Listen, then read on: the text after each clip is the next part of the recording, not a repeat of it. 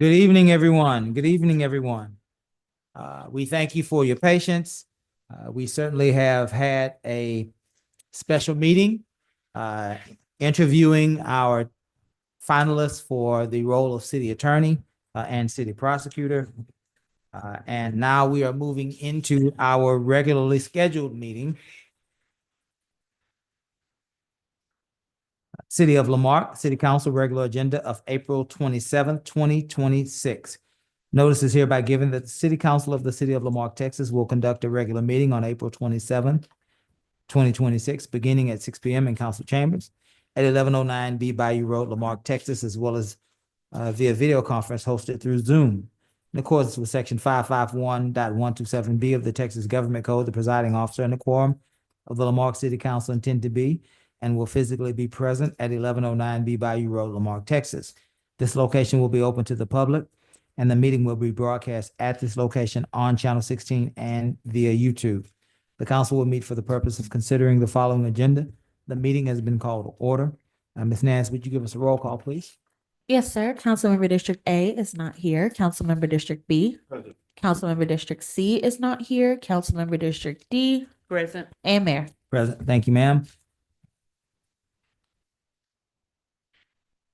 Mr. City Attorney, there are three of us here tonight. Yes, sir. Advise us if there are any issues that we have before us that would require for us to vote unanimously for those issues or those items to pass. All of them. Y'all's charter says that 3 affirmative votes are required for any motion, resolution, or ordinance of the city council to be passed and adopted. So Thank you, are sir. quorum, and you would need to vote. Yeah. Thank you, sir. Those are the rules of the roads, with the road. Unanimous votes tonight, or these items automatically die until the next meeting. There will be an invocation and a pledge. Let us stand. Let's all recite the Lord. Let's all recite the Lord's Prayer together. Chief Franklin, would you lead us in the Pledge of Allegiance? Before we will recite the Lord's Prayer, and then we'll have you lead us. Let's pray together. Our Father, hallowed be thy name. Thy kingdom come. Thy will be done on earth as it is in heaven. Give us today our daily bread, and forgive us our trespasses, as we forgive those who trespass against us. And lead us not into temptation, but deliver us from evil. And thine is the kingdom, the power, and the glory forever. Allegiance to the flag of the United States of America, to the republic for which it stands, one nation, under God, indivisible, with liberty and justice for all. Thank you, Chief. Thank each and every one of you that prayed for our great city. We are now moving to presentations. There are two. We will acknowledge Teachers Appreciation Week. There was a person scheduled to receive this proclamation. And so we will reschedule the reception of the proclamation, but we will most certainly read the proclamation for Teachers Appreciation Week into the record. Office of the Mayor for the City of Lamarck proclamation, whereas teachers play a vital role in shaping the intellectual, social, and emotional development of students, preparing them to become informed, capable, and compassionate members of society. Whereas educators consistently demonstrate dedication, creativity, and resilience as they meet the diverse needs of students and foster a love of learning in classrooms across our community. And whereas teachers invest countless hours beyond the school day to plan lessons, provide feedback, communicate with families, and support students' well-being and success. And whereas the quality of education in our schools depends on the commitment and professionalism of teachers who strive every day to create safe, inclusive, and engaging learning environments. And whereas teachers serve not only as instructors, but also as mentors, advocates, and role models who inspire the students to pursue their goals and reach their fullest potential. And now be it resolved, the City of Lamarck reaffirms its commitment to environmentally responsible practices that protect and enhance the overall teacher's education. Seems that there's a typo here. Let me read through it, try to help push through it. Teachers education and educational support system. And now therefore, we, the mayor and council, by virtue of the authority vested by the city of Lamarck, do hereby proclaim May 4th through 8th as 2026 Teacher Appreciation Week in the city of Lamarck, and urge all residents to recognize, honor, and celebrate the extraordinary contributions of educators who strengthen our schools and enrich our lives and enrich the lives of students. Testimony whereof witness my hand, the seal of the city of Lamarck, this 23rd day of April, 2026. Keith Bell, Mayor. Let's give a round of applause for our teachers. We are delighted now to move back to 4-1 because we have members of our garden club here today. And those members are Mrs. Vivian Allen. Welcome, Miss Vivian. I will meet you down front in about 45 seconds. And Mr. AJ Jensen. Welcome, Mr. AJ.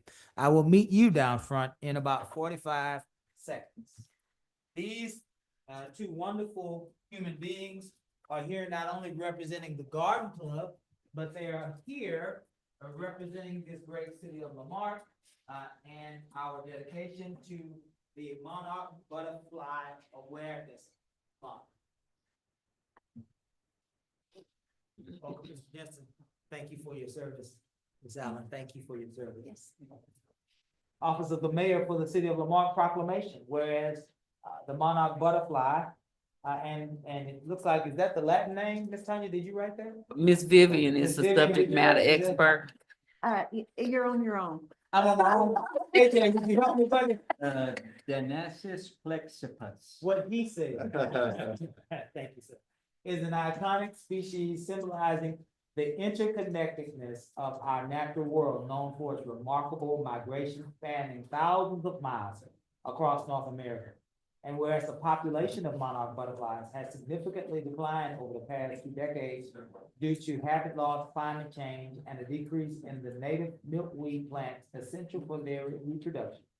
And whereas the city of Lamarck acknowledges the essential role communities play in conserving and restoring habitat to support monarch butterflies and other pollinators, thereby enhancing the biodiversity and ecological health. And whereas initiatives such as the National Wildlife Federation's Mayor Monarch Pledge inspire cities to create and sustain habits that support the life cycle of monarch butterflies, including planting native milkweed and nectar-producing plants. And whereas the city of Lamarck is dedicated to educating residents about the monarch conservation, encouraging community involvement in establishing monarch way stations and pollinator-friendly gardens.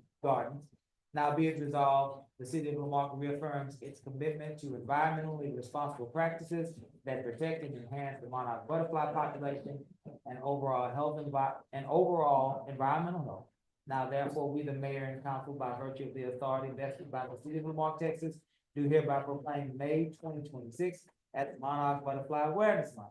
The city of Lamarck urge all residents to actively participate in conservation efforts, plant native milkweed and nectar plants, and support habitat restoration for monarch butterflies and other vital pollinators. Testimony whereof witness my hand, the seal of the city of Lamarck, this 23rd day of April, 2026. Keith Bell, Mayor. Let's give the Garden Club and this Monarch Butterfly Awareness Month round of applause. Thank you, thank you. Can I say a couple of things? We would love for you to say many words. Yeah. I want to say thank you to the mayor and the city council for allowing us to accept this wonderful proclamation. And I want the people of Lamarck to understand how important it is. We've lost 90% of our monarchs since the 90s. They are on the edge now. So it's very, very important. Hey, and if y'all want to learn about what you need to do to support them and our other wildlife, come to the Garden Club every 3rd Wednesday of the month at 10 o'clock, and we will teach you what to do. And thank you so much. Very good, very good. Absolutely. Oh. Mr. Jensen, you See, there you're you very go. photogenic All here. right, ready? 1, 2, 3. Thank you so much. All right. Did you want to say anything, Mr.? Thank you very much for the council support of the Garden Club. Thank you Yes, for sir. your service. Absolutely. One more round of applause for the Garden Club.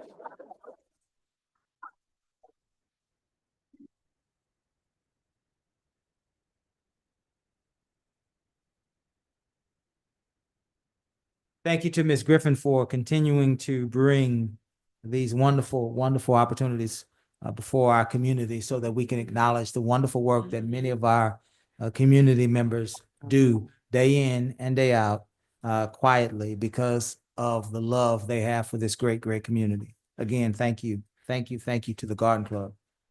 4.3, presentation, financial reporting. I believe that would be Mr. Worth. Hello, Mr. Worth. Good to see you again. See y'all as well.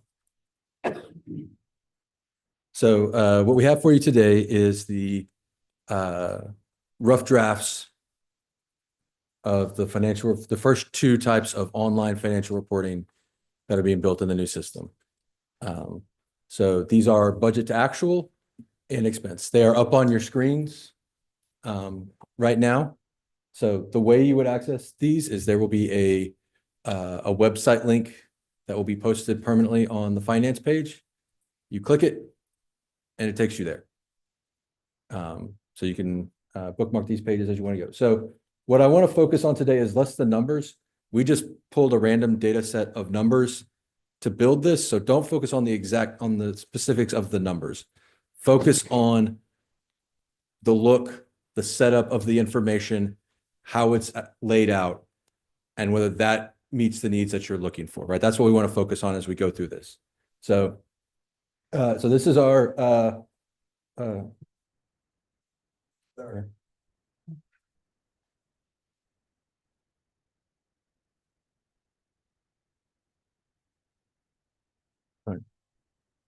All right, so this is our example budget to actual. So what we have here is we're going to start each budget to actual with a graph so people can see, representationally how far we are between our budget and actuals, right? So it'll be an arrow that kind of gives you an idea of how far we're in.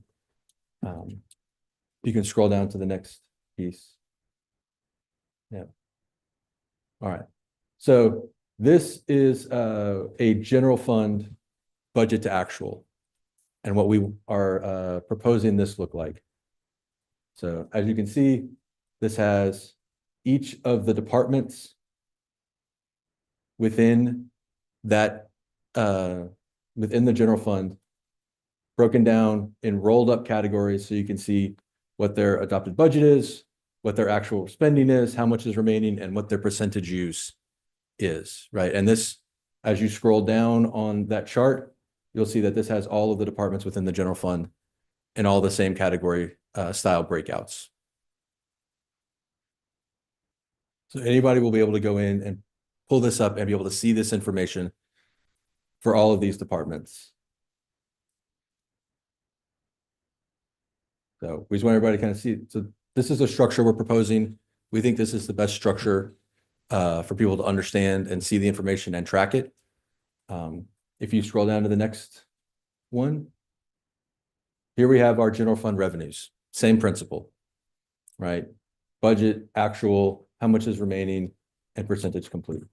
On the budget, it's important to remember that revenues are negative on the budget side. So that's why those numbers are negative. But again, similar thing, general fund all by itself, but all the different groupings within that rolled up. As we scroll down, we break out our second major fund, our utility fund. Again, similarly, we now have each department as subgroups of that broken down. So you can see their pieces as we work through those.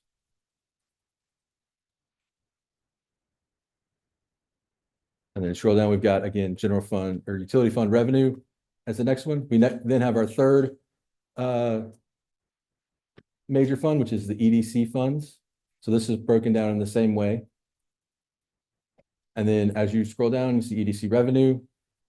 And then those are our three major funds. We have combined all the other funds into one big chart, right? This includes everything from hotel occupancy, impact fees, all the other debt service, there's a library fund, all of them are in this one chart. Each fund is its own breakout within this chart. Like the departments were in the major funds, each fund is its own breakout in this one. again, allowing you to track budget, spend, amount remaining, and percentage for all of these. And then if you scroll down, you see the same breakout for revenues. So this is our proposal that we want to make available for council and citizens. That again, when it goes live, we'll be using live data. Again, don't focus on the individual numbers in here. Just look at the setup. That's really what we're trying to show here. With that, if there are any questions on the budget to actual before we go to the other one. Go live date? Our anticipated go live date is in June. We have to clean up the data probably more mid-June. Did I miss it? Oh. You said June, mid-June? Mid-June, yes, that is our anticipated go live date. Yeah. For this one and the next one I'm going to show you. But are there any other questions? Yeah, Go back to your, Sure. these categories here. Of course, I can't see that, but I'm looking at it here. Sure. Where you say percentage complete, for example, I see one here that says 231% complete, That would mean something is wildly over budget. over budget. Yes. Again, the specific numbers in here don't get overly, When yeah. I see anything that's over. Yes, 100%, if it's over 100, it's over budget. Yeah, over budget. correct. So I'm used to, in my world, when I see something like that, that there's some sort of color coding that occurs. But there's a red that stands out, or, you know, some warning that a layperson would know, you know, we've got some issues on this category. I will work, Possibility. I will work to see if I can get some color built in. I don't want to promise anything, No, but no, I'll work for that, yeah. So that we can all. And again, one other thing we can do is we can pull an example of this for every council meeting into an Excel, and then we can red. And that way, when people look at a council agenda with it on it, they'll see the red as a worst case scenario of a way to do that. Thank you. You see? Okay, so if that's budget to actual, again, that one is we're pretty close on having that one fully built out and ready. The next one, if you go to the next link, this is our expense one. This one is, oh, you're okay. This one is not as far along in our build out, so it's still a little not pretty and a little clunky, but we wanted you to kind of see, if you'll scroll all the way to the very bottom chart on this. That one right there. So what this is pulling information about all the invoices that we receive, right? All the expenses that hit the city, right? And there's information here that we're going to consolidate and make clean and all of that. Again, we're still in the rough draft building stage. We wanted to get budget to actual more fully built out before we focus on this one. But this is a very rough example of what you would have access to on expenses, right? Similar to the check register, but the check register rolls up things, right? If we paid 20 invoices on one check, right, you only see one entrance on the check register. This allows you to see all the invoices, who they're from, and all of that together. So this is the type of expense reporting we'll be doing. Again, it'll look cleaner. It'll be more understandable. We just haven't quite made as much progress on that one to date. But again, same go live date, middle of June. So these are the first two reports that are coming live on the system. We did include in the handout a brief walkthrough of kind of the order and the plan we're going through with all the reports that we want to build out. Some of them will be built in the system, and those are referenced in here. Some of them cannot be built in the system because they require data that is not in our accounting system, right? Things like our bank balances are not in the accounting system, right? So for a statement of cash flows, which relies heavily on bank balance, we can't build that as a live piece of data in here. We have to build that as a snapshot report that we will provide to council, right? So, but we wanted people to see that, you know, we are making progress. These things are coming. And we hope that, you know, this is the first step in us fulfilling, you know, the promise that we made to be as transparent as we possibly can. Name of the first report again, Budget to actual. budget to actual. Yes, And that means at some point, our community will be able to go onto our website, click on a link and look at the most accurate, which should be monthly, it'll be live to within the previous day. within the previous day. So Yeah. if they go on July 1st, they should see everything up through June 30th. Correct. As long as we've been able to process it through, Okay. right? So like if we get an invoice on June 30th, we're not going to have done our AP process, review, posted it, paid the check, right? All those things take time. And as we do all the reviews of those, everything posted as of that date is what it will be available. Second report, what's the name of it? It is a expense report. Expense report. Yeah. Will that also be day after? Yes.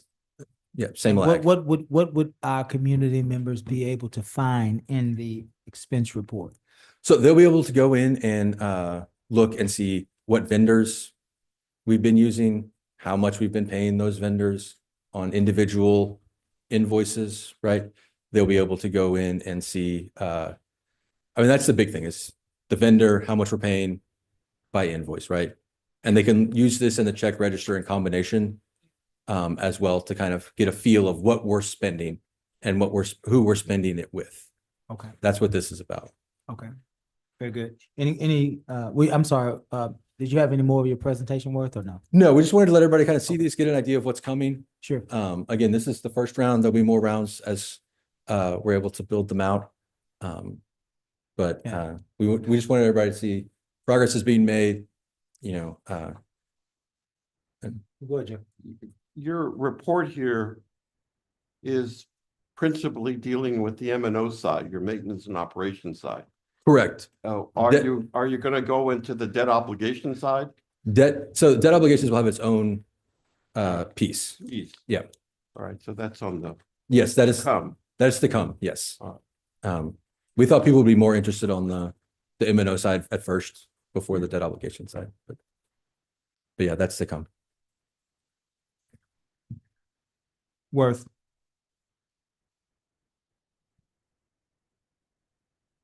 Are we making this available for view and question before it goes live? What we can do is we will create a version of it that we will make available for structural questions, right? Again, we don't want people focusing on the individual numbers, Yeah, right. but from a structural, we will Right. pull a structural version of this, make it available. And if there are questions, we are receptive. We want this to be able to be understood and usable by everybody. Right. That's the goal. Will we, Ms. Holly, announce a comment period for this? That's a good idea. We can certainly do that. So we can set that up to where early June, when we've kind of cleaned up all the little pieces we still want to clean up, we can make our final proposed drafts available. Put it for comment. online. Yeah, And allow for a 14-day maybe comment period where people can ask questions, they can play around with it. Again, we're not looking at the actual for numbers. yeah. We're trying to navigate the system, learn how to use the system.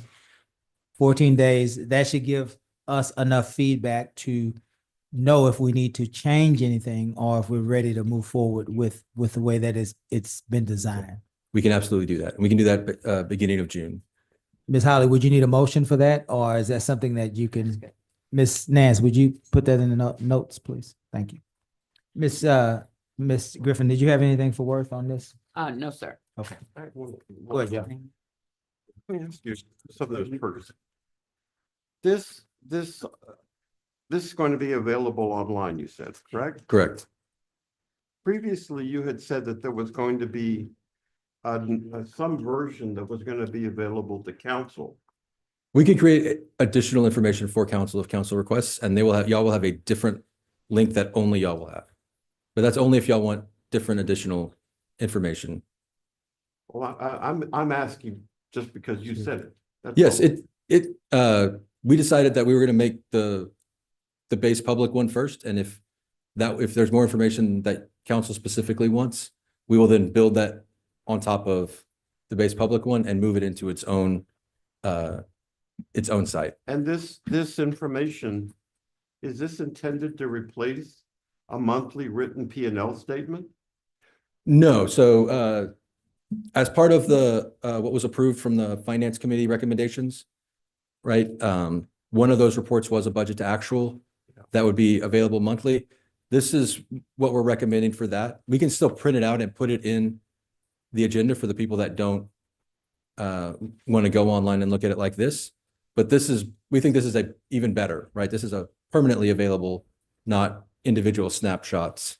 So that's how we're moving forward with that. And then on the expense side, that combined with the check register is the best way to, view what the city is spending. And so that's why we are starting with those two. And this same, I guess, mechanism is what EDC will be looking at as well too? EDC will have the same, yes. So no longer will they be getting, They can continue to get, again, we can pull it as of X date. But they will have a live version as well. thanks. Very good. One more round. Miss Griffin, you good? Good. You keep saying build out. As if you're building this out. Are you building this out? Yes.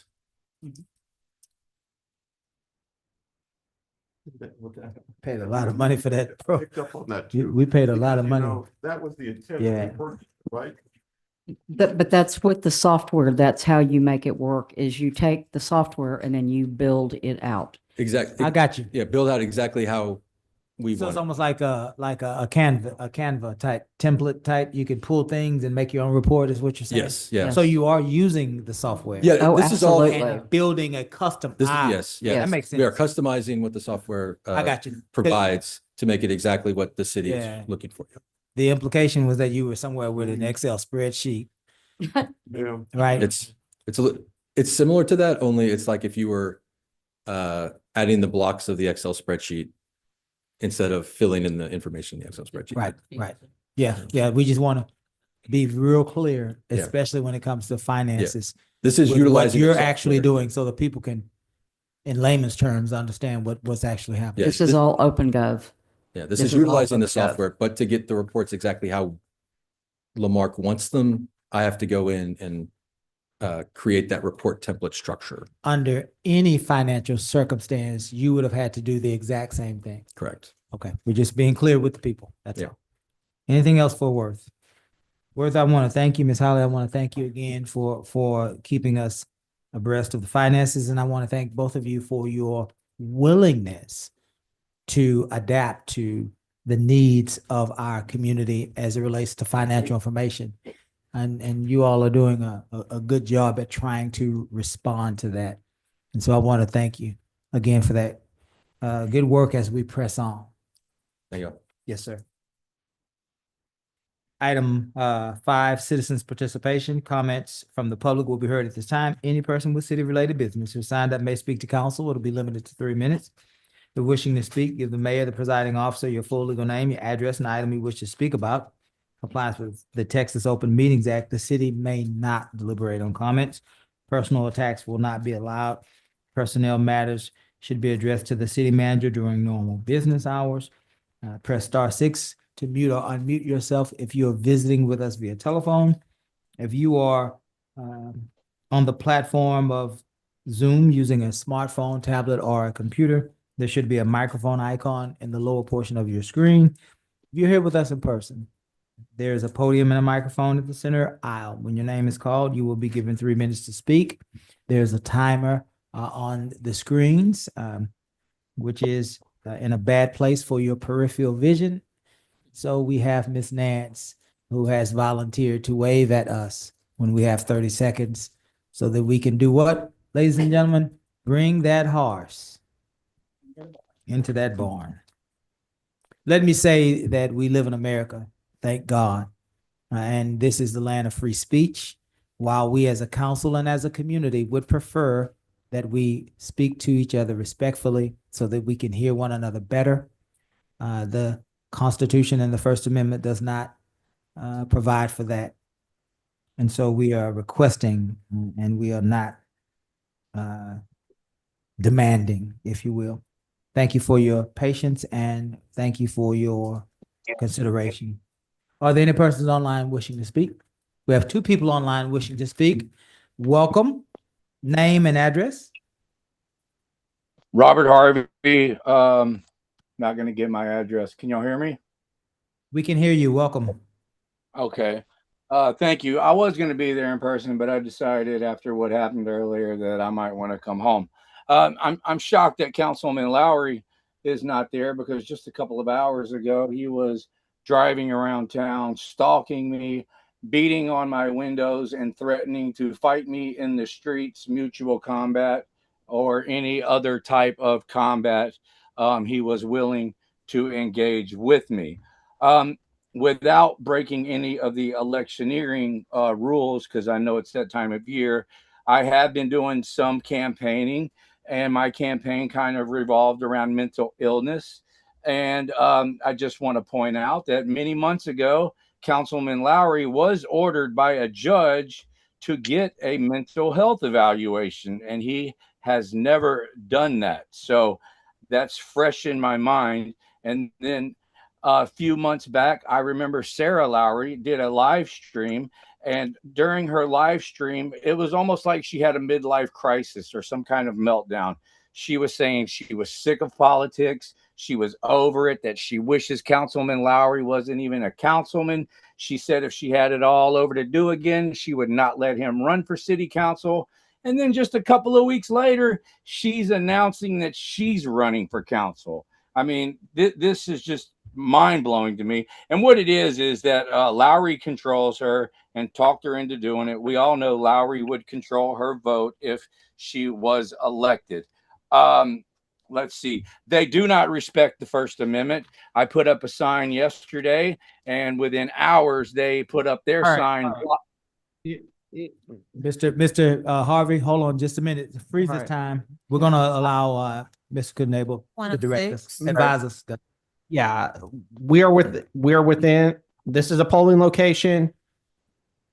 I will only say this once.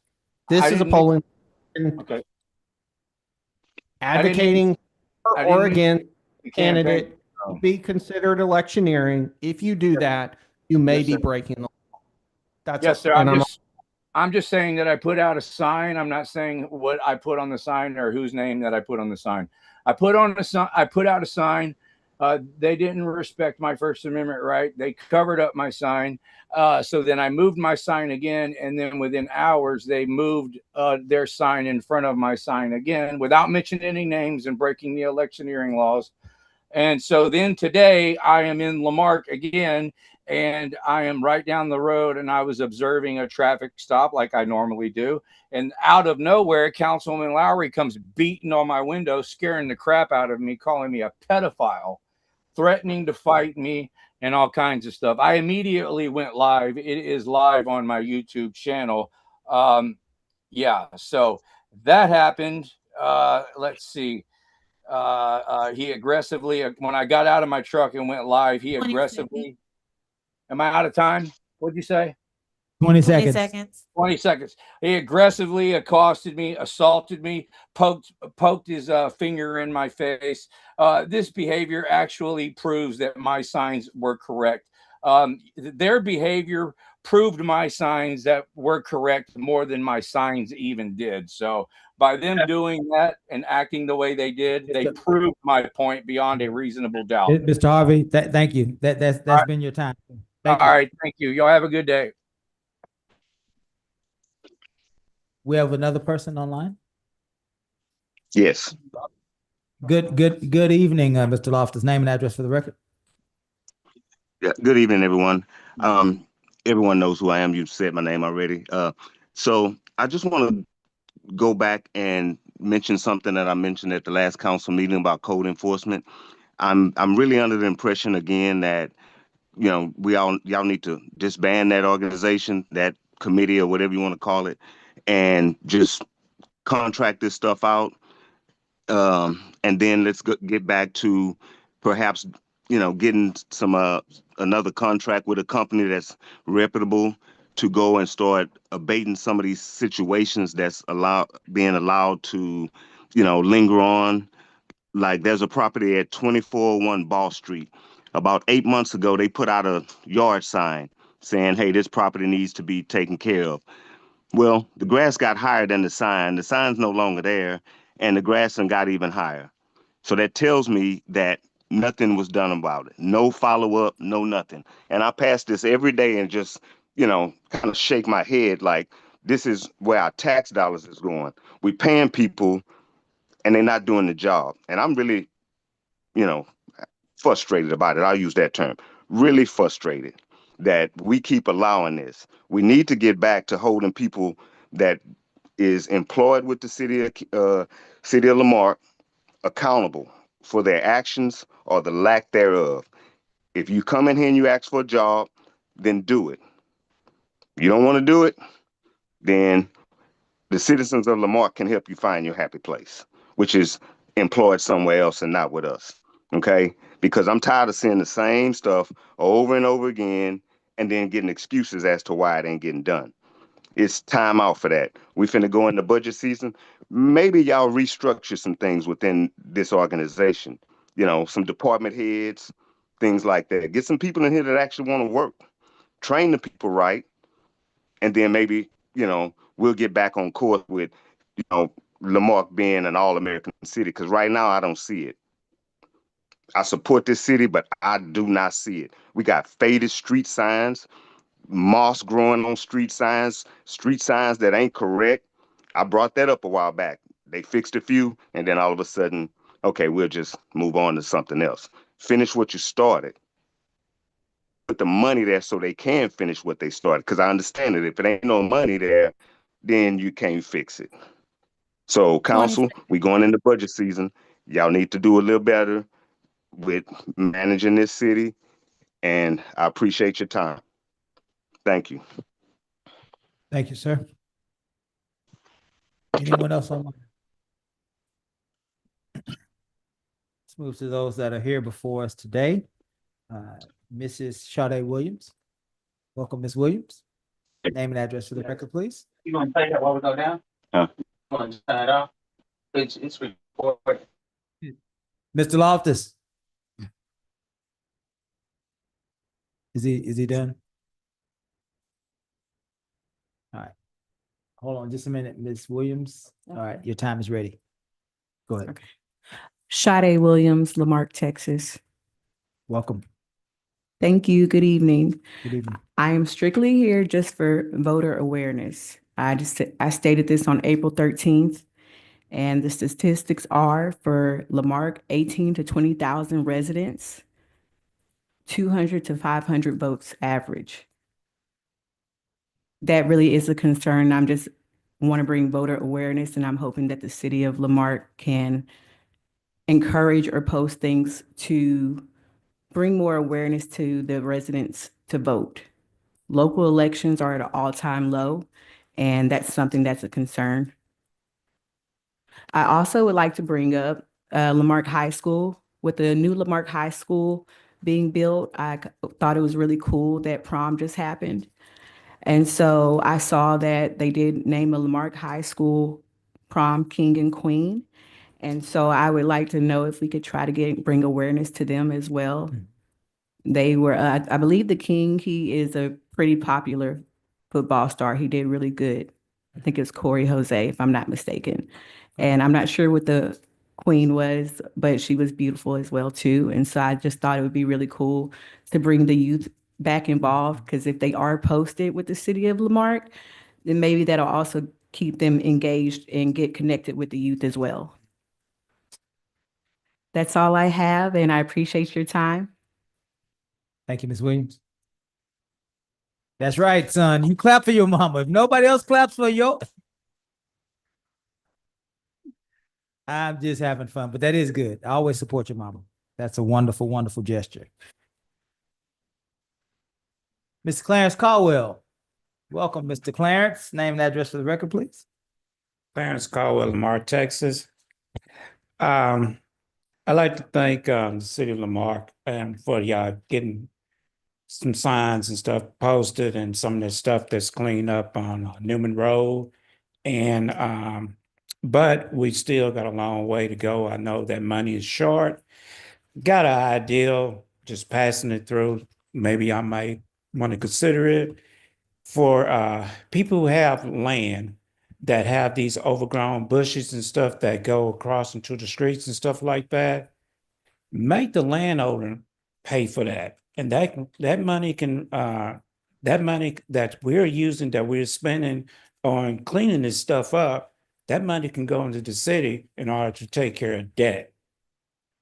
Now, my second issue on Newman Road towards Main Street, the work and stuff that they did to put up those poles and stuff up, that's not the city of Lamarck's problem to clean that stuff up. The issue is with the contractor that was there to install those poles for those power lines. Those are the people that are responsible for cleaning that stuff up. And the job is not complete until everything is cleaned up before they get paid. And that's just the bottom line to it. And we're paying people money to do work, but the job is not getting done. And then I'm also piggyback on what the young man said earlier about code enforcement. Yes, I see code enforcement drive up and down the streets constantly. But are they stopping, writing anything to be taken care of if they see something that's wrong? No, they're not doing it. And that needs to be done. Because like on Prairie Street, Newman Road, there's no street lights, but one.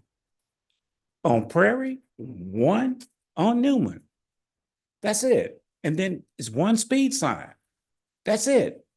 That's a shame.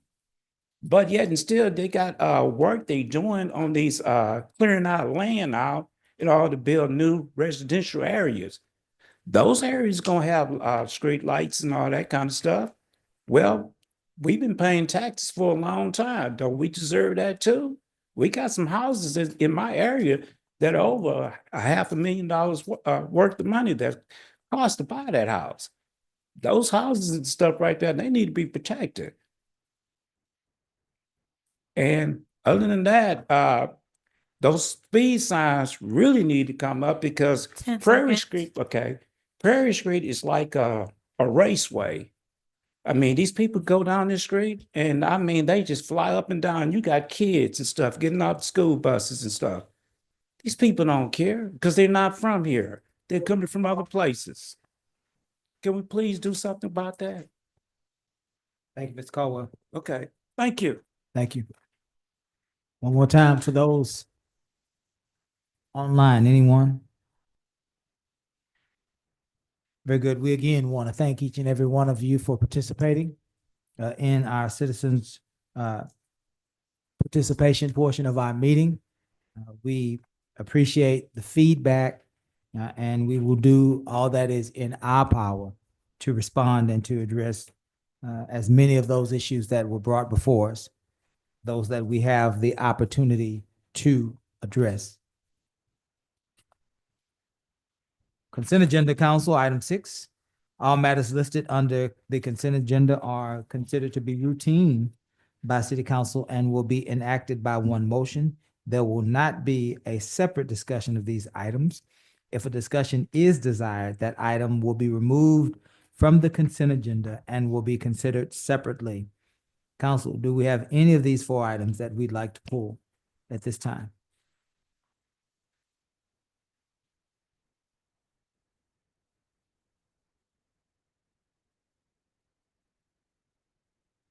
I would like to, the contract extension. The contract extension? That's Okay. Anyone else? No. Let's I'm going to pull for information purposes, item 6 for authorizing the funding mechanism. Worth and Gus, this is for clarification purposes. And so I'm saying this to you so that y'all can be prepared to participate when we get to this point. Let's deal with this consent agenda item 1 and 2. I will entertain a motion. there a second? Second. All in favor? Aye. Any opposed?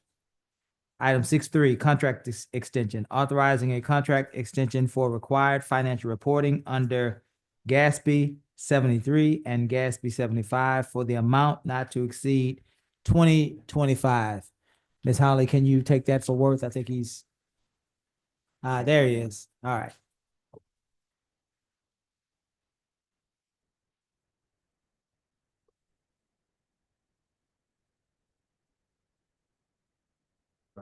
No worries, no worries at all.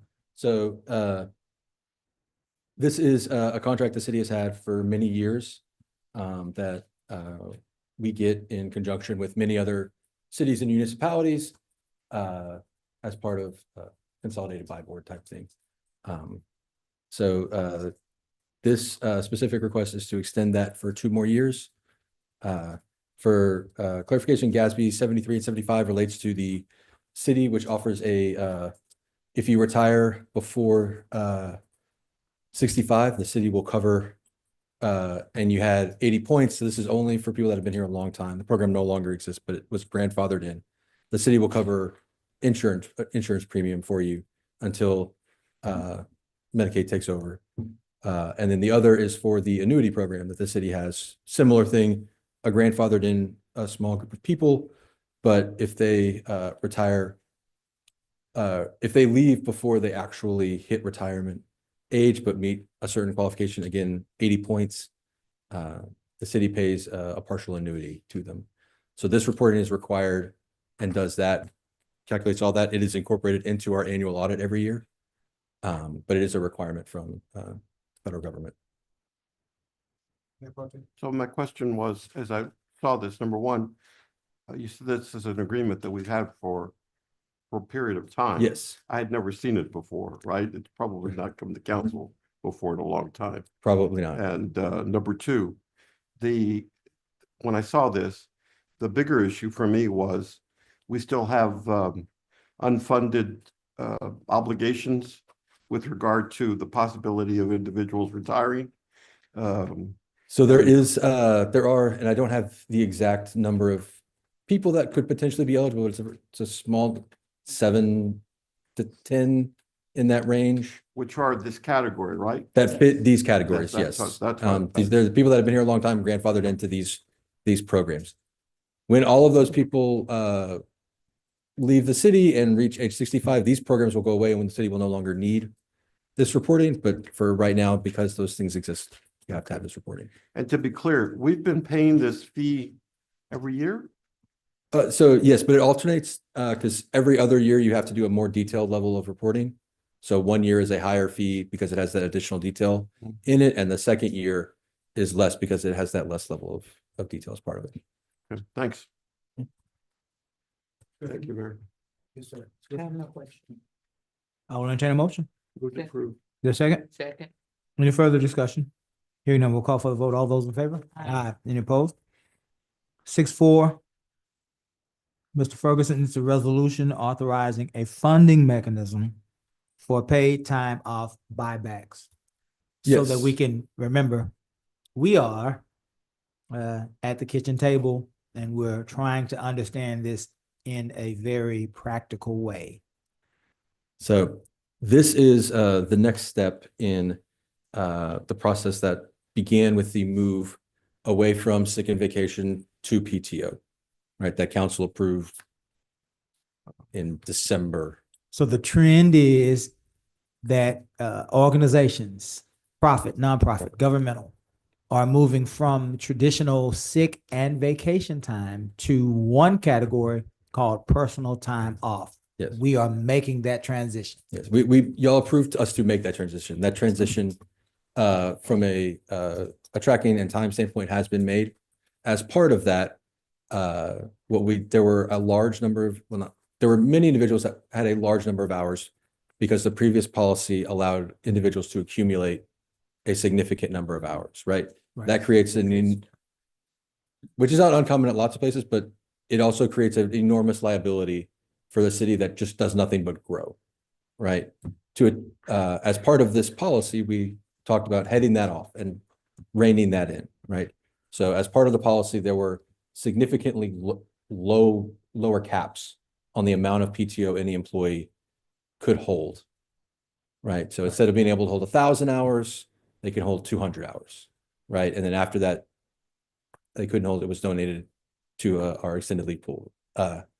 So as part of that, and that policy, when we made it in, we said that anybody over those hours would be given one of three options with what to do with those hours that were over the cap, right? The first was to add it into their current PTO balance and use it within the first year and a half, right? Which some people have elected to do. The second is to donate it to our extended leave pool, which helps our employees who are, sick with cancer or some other significant illness where the city takes care of them, right? That means they don't have to save tremendous amount of hours to protect themselves from that, right? That is another reason why the low hours was able to be put in. The third was a buyout of that excess time at their current rate, which is significantly cheaper than the rate they would have been bought out at the end when they left the city, right? So this is yes, it is a cost spending, but it's actually a cost savings for all of these hours. What we have here before you is sort of the next step in that process, right? The city cannot create an unfunded liability, right? If we did, we'd have to levy a tax to fund it, right?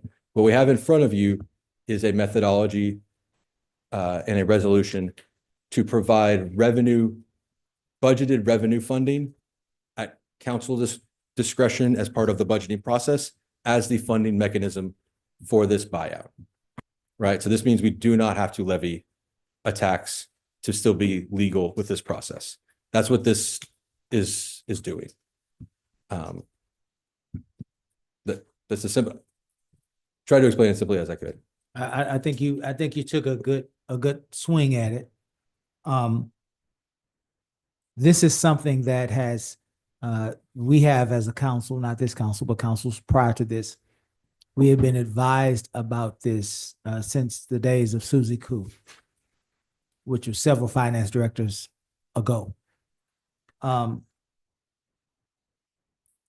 think people can understand that time has been accumulated, that this time is significant, and that as we try to identify and curtail costs, one of the things we need to do is eliminate unfunded liabilities. I think we all get that.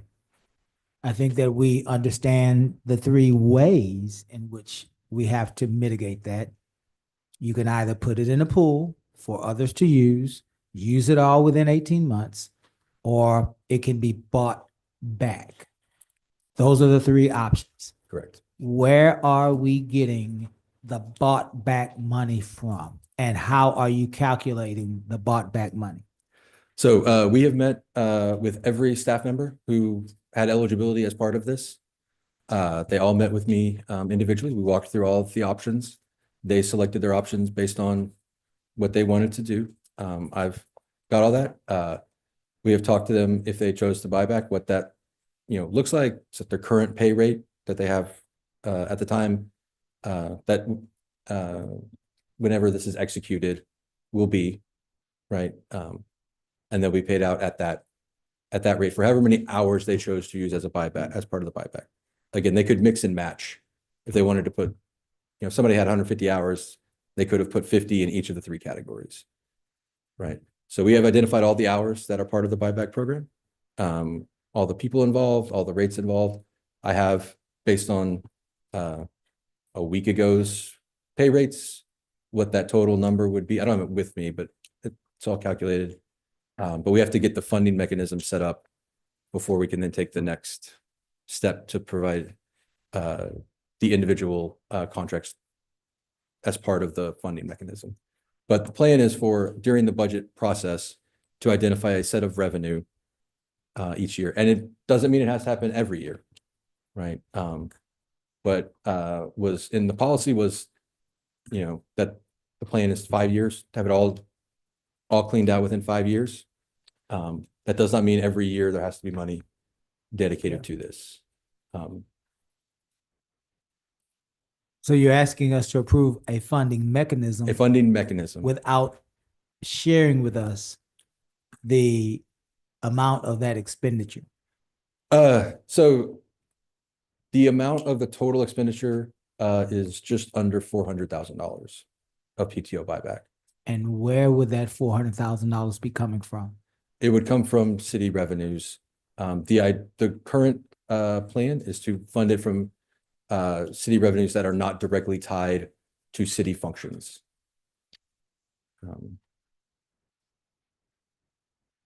Can you be more specific? Yeah, so an example of this would be game room revenue. Do what now? Game room revenue would be an example of this. It's not explicitly tied to a city function, right? It's not in the budget to support a city function. So that would be an example of a type of revenue that could be used to fund this. $400,000 this year? Or No, it's over 5 years? over 5 years. Yeah. Okay, okay. Yeah. All right. And not all of it is general fund money. There are some EDC individuals as well. So Yeah. that's two separate pots. Sure. That's all I have. Anyone else for this item? Go ahead, Jeff. Pick up on your questions. You stated unfunded liability and my antenna went off. But now we've got an idea of what the liability is. It's 400,000. Does it grow? No, it is locked. It's locked. Yes. So for purposes of a financial statement, there's going to be There will be a basically liability on the restricted- books. Yes. a restricted entry Yes. for 400,000 on this And it's only, particular. yes, yeah.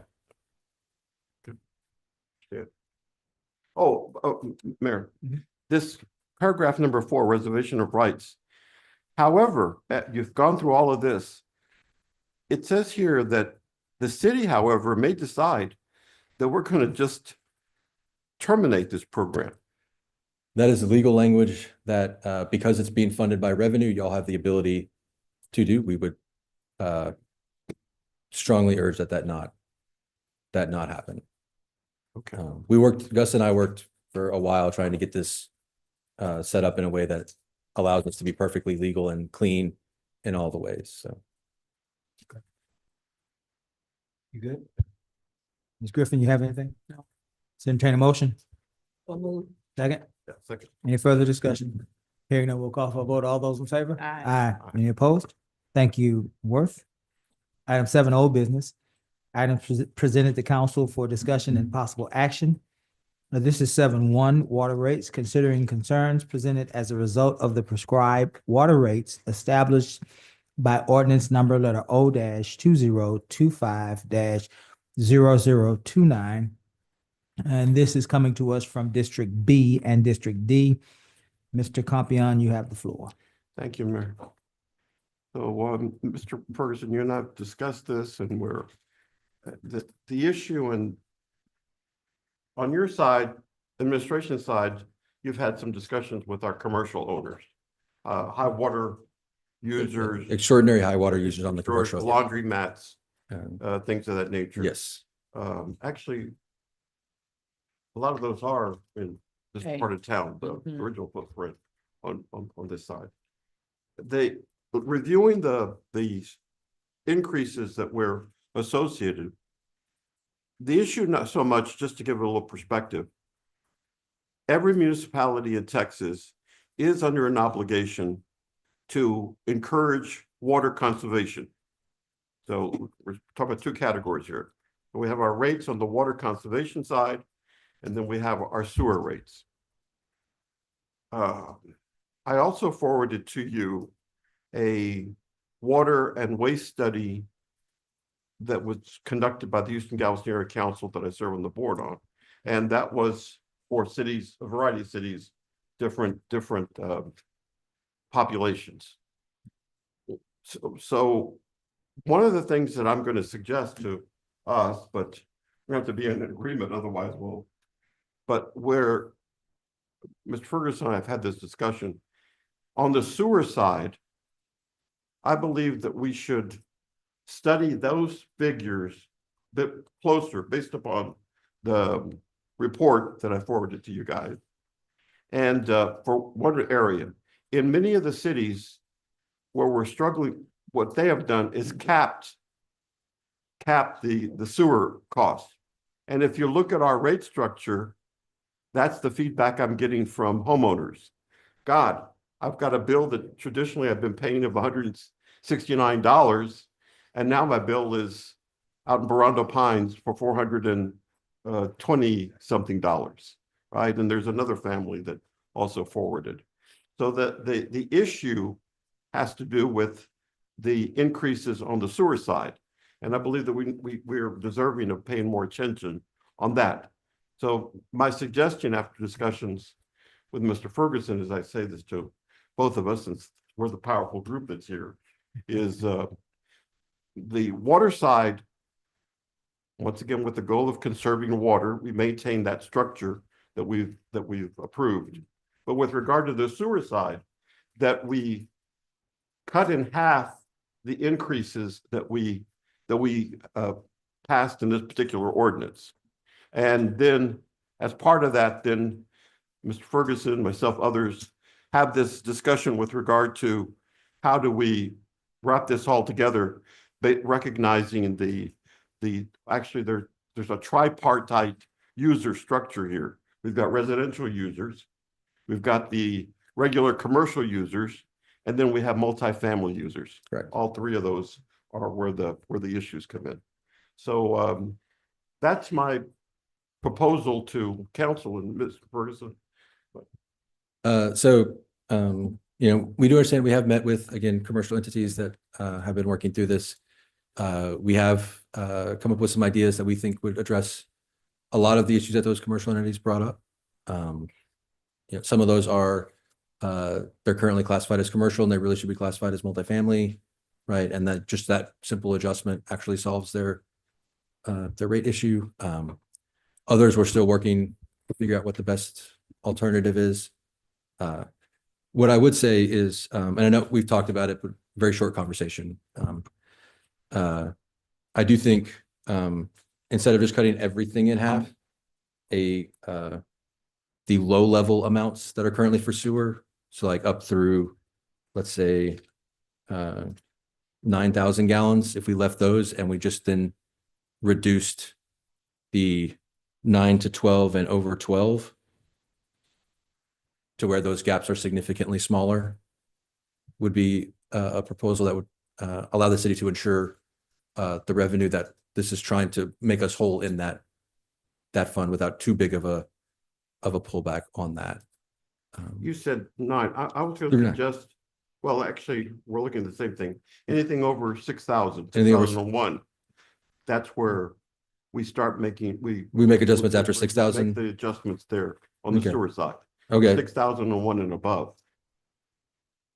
Yeah, 6,001 and above. We can do that. Yes. On that side. And then we would just bring them down to a lower jump from those rates. Correct. And we can have where we're seeing, especially individuals on a fixed income, are seeing some substantial increases. Yeah, we can definitely do that, and we can bring back a new proposal for an ordinance. Again, to change the ordinance is a Yes, I understand. two-part process, but we can do that. And again, we are working with our consumer clientele to fix some of those issues on their side. Again, the biggest issue that has come up is our what we call our extraordinary users, right? Our businesses that use 100,000 gallons to 1 million gallons in a month, right? That's sort of where we've seen the biggest issue that we've been working through. Rates just aren't designed for people that use that level of water. And so we're working to address that. And Mayor, you'll recall when we discussed this, we both pointed out the issues with regard to multifamily users. Yeah. At that time on our structure. So yeah, and we are working with them directly to clean that up. That will also, we're a small community, but I think that's one of the purposes that local government serves, is that, you know, we understand numbers, but we also have to be willing to help, lend that helping hand to each other and as a collective. And that's what my suggestion is to all of us. And I would move that we instruct Mr. Ferguson and our city attorney, Mr. Gus Knable, to bring back an ordinance that makes these particular adjustments. I will add just a quick piece of information, just so that residents understand. On sewer, again, the reason that's that pays for our sewer plant, the operations of that pays for, ditch digging, for storm water and all of those. It's not, so that does cover a lot of expenses as well, right? And this is the primary and almost not exclusively, but primary funding source for the utility fund, right? Everything else that comes in is very small compared to this, right? So it does cover a ton of things on both pieces. And historically, I'll just remind everybody, historically, this city did not separate the expenses associated with the utility side. That's why we never had for many years a water rate or sewer increase. We were just simply covering, we have reserves, we're covering those increases from the reserves. Yes, the city was subsidizing. What was subsidized, Yes. exactly. This Is trying to Correct. correct that, yes. Correct. Thank you, that's all.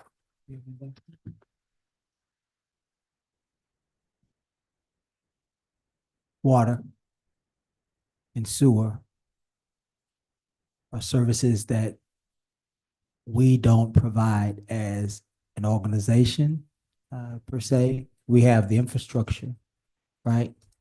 And so this particular part of our operation is a pass-through. Partially. Partially, expound. So again, we don't create our own water, right? We buy our water from Gulf Coast Water Authority, right? They have a enormous plant, for anybody who's ever driven by it, that they pay a ton of money for, right? They've taken on a bunch of debt for it. We pay for some of that debt as part of that, right? So they provide us water that we buy as a city.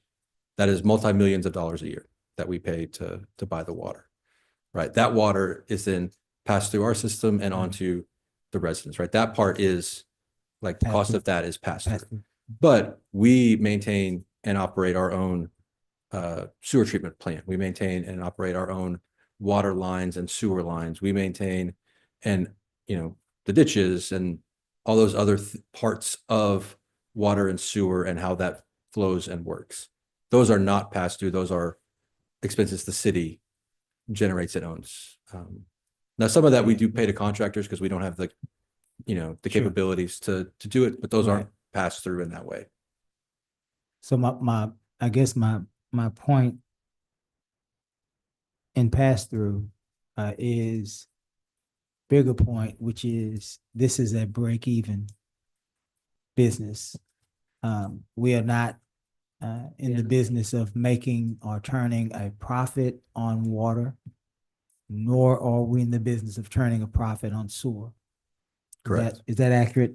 Yes, the goal of the fund is to bring in just a hair more than it takes out, because the fund, that fund does not have like accountants and, the city administrator and some of the other functions that it requires to work. So it being able to cover a small amount of expenses in the general fund is the design of the fund. So to do that, it has to bring in slightly more than the expenses in the utility fund. But it's meant to break even with that. Again, this is after we have a set reserve and a set emergency fund. Once all that is there and the foundation of that is laid, it is intended to completely live on its own, never getting. There's a small surplus in this part of our operation, in this fund, and you're suggesting that that small surplus is used to reimburse the general fund for activities that are expended from the general fund that somehow complement, support, or benefit the delivery of the freshwater system and the So the operation of the easiest sewer one to system. think of is the utility fund. Nobody in the utility fund pays bills, right? They send those bills to finance and accounting, and which is in the general fund, and finance and accounting, catalogs those bills, writes the checks, processes the money, keeps track of all. So, but all those expenses for those people are in the general fund, right? So what you're covering is that little bit of time they have to use to do those pieces. So I guess the question that I have, and perhaps maybe others have, is we just passed a water rate increase, sewer rate increase a few months ago, maybe. Yeah. So how are we so easily able to make this? I'm in favor of the adjustment, right? I'm in favor of the adjustment. I'm in favor of us controlling the costs that we pass on to our community members who are being devastated by all sorts of other costs, right? And we don't have time nor the stomach to get involved in a discussion about all of the other costs that have risen.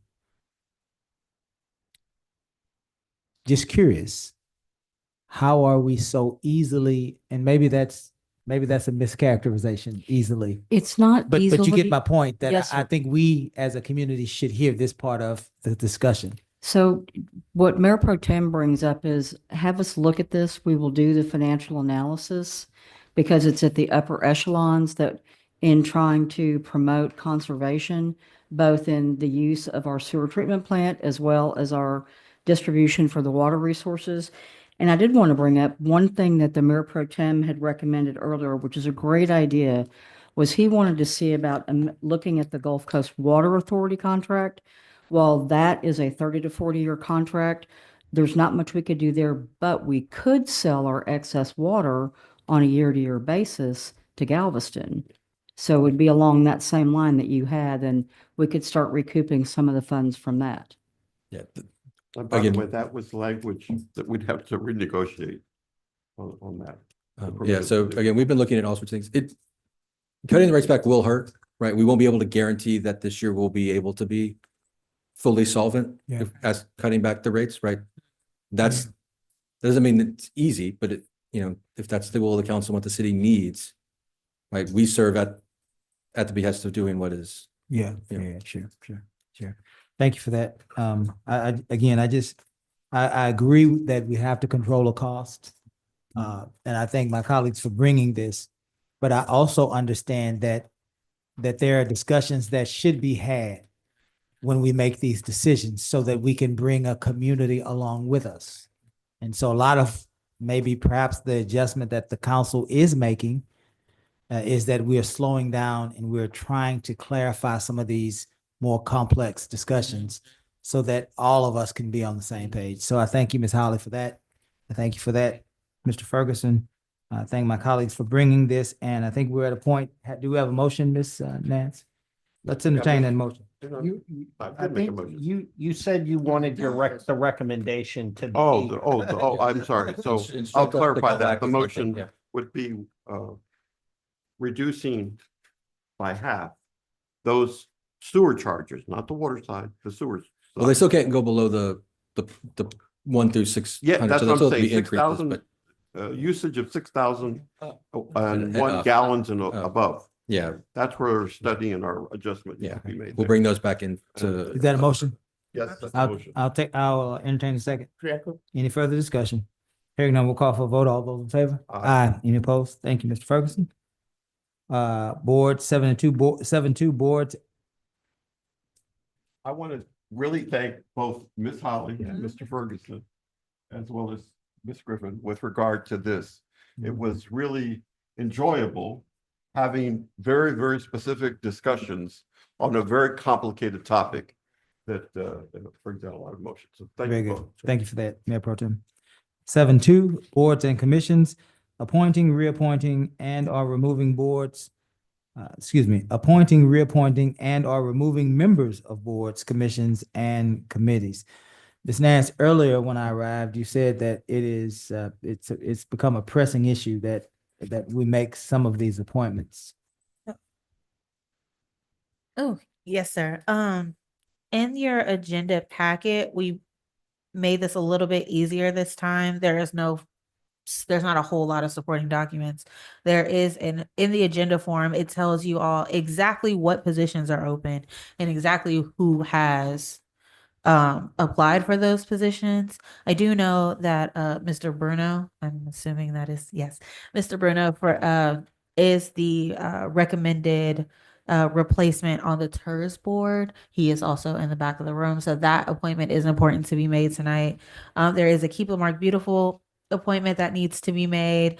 Board of Adjustments needs a member and an alternate. I do have one application that is important, and Building Standards needs an alternate. So if we can get those Let's take four, at them, least four of let's those take them one appointments by in. one. Let me do my part first, before I forget. I will make a motion that, first of all, let me back up. Who are we replacing on the TERS board and why? Yes, sir. Mr. Harsika. She no longer lives in the What's the name?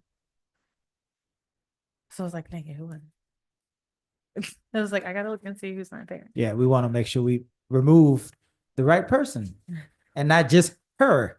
Because there are a lot of hers in the world. There, 1, 2, 3 hers up here. I'm teasing. I'm getting tired. It's sleepy.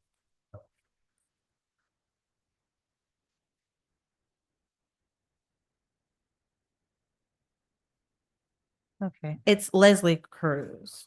No, wait, I'm sorry. I'm so sorry. I'm sorry. Darlene Barnes. Darlene Barnes. Okay. All right, let me start this off. I am going to make a motion that we remove Mrs. Darlene Barnes. Miss Barnes, wherever you are, thank you for your service, and we wish you all the best.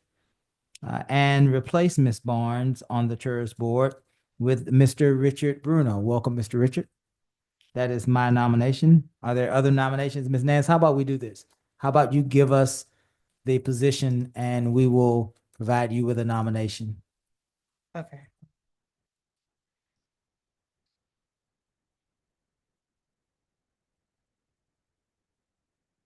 Okay. The first position, there is the Board of Adjustments. They have one member and one alternate. However, I only have one person currently that has requested to be on that board. That is Mr. James Ross. He is on another board. However, you can serve on multiple boards at this time. I will entertain the motion. So moved. Mrs. Griffin moves that we nominate Mr. James Ross for Do the, you want the member or the alternate position? Member. what board is this again? Board of Board of Adjustment. Board of Adjustment. Adjustments. Second, Are you seconding my Yes. TERS nomination as well? as Okay. well, both All of right. them. Okay. What's the next one that's vital to our operation? Okay, next is going to be Building Standards. I need one alternate. I have 3 applications on file, a Miss Elizabeth Ramirez, a Miss Laura Devine, and a Miss Carolyn Small. I'd like to nominate then Miss Laura Devine as the alternate for Building and Standards. Is there a second? Second. A second. Mhm. Next. Okay. Next, I have our final one is there's a one member available for Keep Lamarck Beautiful. I have 2 applications for a Miss Haley Winkleman and a Miss Elizabeth Ramirez. Elizabeth who? Ramirez. Ramirez. Incidentally, is there a nomination from us on this position? Not already on something? She is on the Ordinance Review Committee. Is that the board we appointed her to? The Ordinance Review Okay. Committee. We can do. Miss She's had Elizabeth 2 Ramirez. meetings now. I She's think. on there? Yeah. Oh. Elizabeth Ramirez. Okay. You want to make that nomination? Is there a second to Elizabeth Ramirez? Yeah. There's a nomination in a second. Anything else? That's all of them. That's it. All right, council, let's vote. All those in favor? Aye. Any opposed? Item 8. New business. Items presented to council for discussion and possible action. 8.1, resolution amending the City of Lamarck's master plan to include the McGaffey Highland Bayou Park and Mahan Park Habitat Management Plan. This is brought to us by administration and I believe also through Councilwoman District D, Ms. Griffin. Ms. Ms. Holly, did you want to elaborate or? Well, it's what this does So is moved. it adds the habitat management plan that they were doing for the Highland Bayou, the McGaffey Highland Bayou Park, and adds it to the plan. So it's a worthwhile addition. Very good. Did you make that motion? Yes, I did. Is there a second? Second. Any further discussion? Hearing none, we'll call for the vote. All those in favor? Aye. Any opposed? Item 8.2, Forensic Audit Review Committee, establishing the Finance Review Committee as a forensic audit review committee to review the forensic audit RFQ process and submissions. Mr. Ferguson. Yes, so as we work through the RFQ process for the forensic audit, it is important because of the complexity of what a forensic audit is and the RFQ associated that we have the group that is going to review the submissions selected ahead of time so they can not only have input in what the final RFQ looks like, but also understand what it is that they're going to be expected to do, right? There will be, since this is an RFQ, it's based on qualifications, not on price, right? So they need to understand what eliminators, if there are any in the RFQ, exist. What are the scoring mechanisms and how are those done? Is it certifications are worth X amount, number of audits, forensic audits conducted with X amount? We want to have all of that put together before the RFQ goes out so that it's very clear. It also allows us to be extra transparent to the public on kind of how that process is working. So because I know too many people in this world, it is inappropriate for me to be a voting member on this committee. So I will be an ex officio and technical advisor, but will not vote. And so we wanted to kind of create this committee ahead of time so that everybody knew who was going to review and present the information to council. Our initial thought and what we have here is just taking the already made finance committee and using that as giving them an extra charge to do this. Yeah. And so we just wanted to bring this to your discussion. You can, move forward with it. You can talk about it. You can table it. You can, again, just whatever y'all feel like. We just wanted to get this in motion as we make more progress on that RFQ. Yeah, go ahead, Jim. Just a clarity question. Yeah. If I understood what you're saying, is that your administration will come up in legal with the RFQ. Yes, I'm building it with right a now. draft, Yeah, with yes, a the draft, yes. RFQ, which you will present to the finance committee, Yeah. correct? Correct. The finance committee. Get their feedback. This sort of basically gives the finance committee a dual function, right? If the review committee was a whole separate group, we would present to both, right? And then have it come up through both sides of that process, but we're sort of just combining that function. But we want to formalize it. We want it, again, part of transparency, right? This is a very popular topic. It's something people want to know about. This sort of lets everybody kind of see the process clearer. And so that's why we're working towards this. And once that review is completed, it'll The be RFQ comes presented to council. Council Yes. can, we'll vote on it. Yes. Anything y'all want to discuss, add, change will be talked about. And then, y'all vote to move forward. Yeah. Thank you. Very good. You need a motion or what? Yeah, I had a question I was trying to form. The Christian came in and he distracted me. So basically, again, clarifying for our community as we bring them along, the finance committee that the council named months ago is now simply adding to its responsibility this forensic audit review task. Correct. And so Minus me. minus you. Minus me. Ms. Griffin is the council representative and she is the newest of our members.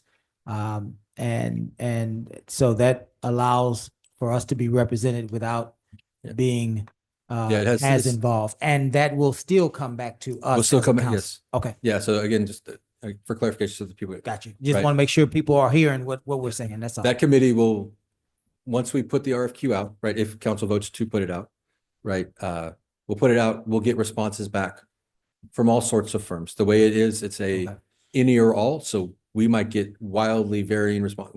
One company might only want to do one of the 15 options, another might pick 4, one might do all of them, right? So there's going to be a wild variety of potential things, right? This committee will then get together, review all of those responses, make all their reviews individually, and then after they've done that, get together and talk about it, and then make a actual recommendation that will then come to council to vote on. Very good. Did you make a motion already? No, it was one. I'll entertain a Next motion. one. I move that we proceed with the recommendation made by finance. The second, Second. any further discussion? Hearing none, we'll call for the vote. All those in favor? Aye. Any opposed?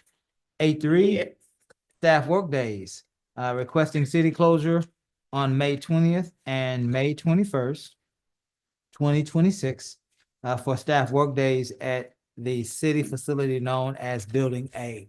Mr. Ferguson. Yes, so we talked about this previously, and council agreed that to the principle of the idea of city work days, right? This is so that we can, Building A is full of stuff, right? It's hard to even describe what all stuff is in there. File cabinets, chairs, pinball machines, commercial refrigerators and freezers, like, hundreds of TV, like it's just full of stuff, right? As part of the proposal to move PD into that building, we have to accomplish 2 things. One, we have to get all of that stuff out so we can do a test of the sprinkler system without ruining everything currently in the building. A lot of that stuff has value on an auction, or is vital city records. We don't fully know everything even in the building, right? So get everything moved out, assess it, determine what's going to happen with it moving forward. Is it junk? Is it an auction item? Is it something vital to the city and we need to keep? And then where does it go? Right. All of that process, test the sprinkler system in the building, determine what needs to be done, and then get the things that we need to move back in, right? Not everything, because some of it will be thrown away.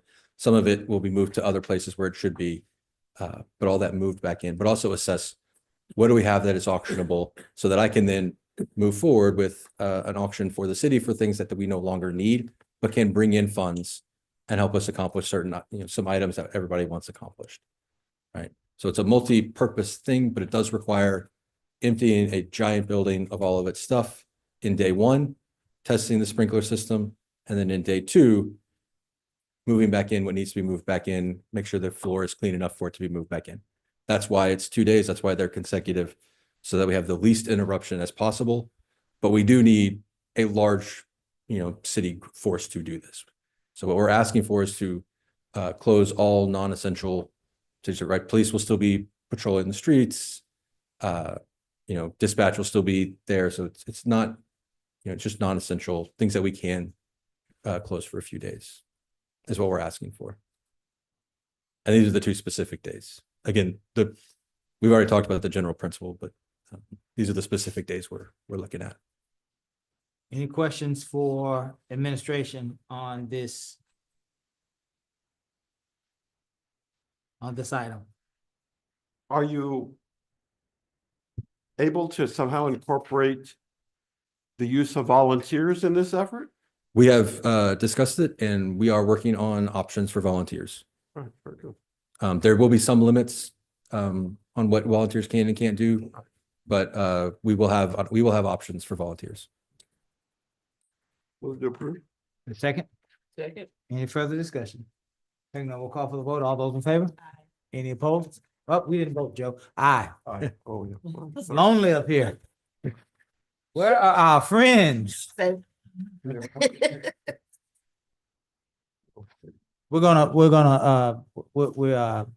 you know what, Joe? We are at city manager report. Yeah. We're fine. We can take 5 minutes. Actually, we would still break quorum. Yes. Yeah, we're still gonna break quorum. We need to take a 5-minute recess. Actually, a 3-minute recess. It's only 3 of us here, and we're getting ready to break quorum. We will return in 3 minutes.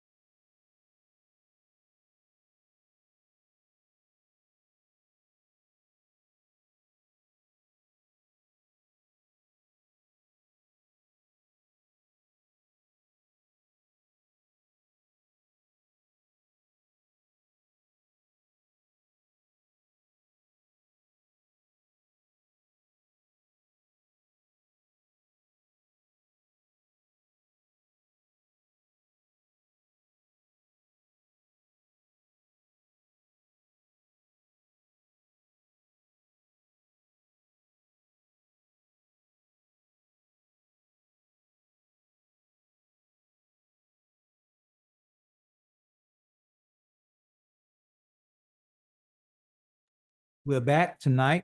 Thank you. We stated before, we've been here since 4 o'clock interviewing attorneys, and there are only 3 of us. And so I want to thank council for pushing through. And I want to thank the community for giving us an opportunity to take a 3-minute break as we continue to a strong finish. Item 9, City Manager's Report. A submitted report to update council and the community on standard operations of the city. This report can be acknowledged as a whole or discussed at the pleasure of council. As always, council, I will state these items. And if you want to pull them, just let us know. 9.1, annual financial audit. Anyone? But when you say pull, are we gonna? To discuss. Yeah, I think on 9.1, Ms. Holly is simply gonna give us a brief statement, or maybe Mr. Ferguson, I don't know. I don't think this is gonna be a long one. It won't be. Okay, we'll pull 9.1. Anyone wanting to pull 9.2? 9.3? I'll pull 9.3 for just a quick question. Anyone for 9.4? 9.5? That'll be a 30-second update. I'll pull that. 9.6? And then we'll be at the good of the order. Ms. Holly, would you give us a brief, people see this in the agenda, and so I want them to be Sure. aware of what this actually is. Mr. So Ferguson. this is for you to see the annual financial audit. You will actually have the presentation on May the 11th. It's important to note that all of the timeframes set by the state were met on our audit. It has been on our website since, I think, the day after we submitted it. There was no statutory requirement in timeframe for when it went up, but it has been up there. And there is one qualified opinion on that, and it relates to 4.6 million in Hurricane Ike recovery grant from the General Land Office. That is the only item, and everything else is an unqualified opinion. We got that from the qualified opinions because we were not able to provide the documentation that we've asked for from a previous grant administrator, but the rest of it is good. So we definitely are climbing on our way back. You said the only qualified